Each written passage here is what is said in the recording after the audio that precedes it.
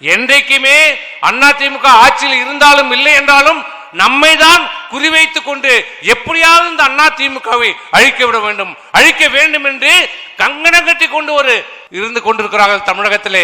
இதிலே எதிரி திமுக மட்டுமில்ல, துரோகிகள் மட்டுமில்ல, நம்மோடு உறவாடி கொண்டிருக்கிறவர்களும் இதிலே இருக்கிறார்கள். எதிரி நமக்கு யார் என்று தெரியும், கருணாநிதி ஸ்டாலின் நம்முடைய எதிரி, நம்முடைய துரோகி யார் என்று தெரியும். ஆனால் நம்மோடு உறவாடி நம்மை கெடுப்பவர்களிடம் தான் நாம் ஜாக்கிரதையாக இருக்க வேண்டும். சில அரசியல் புரோக்கர்கள் இருக்கிறார்கள், அவர்களிடம் நாம் ஜாக்கிரதையாக இருக்க வேண்டும். அவர்களை நாம் இனம் கண்டு கொள்ள வேண்டும்.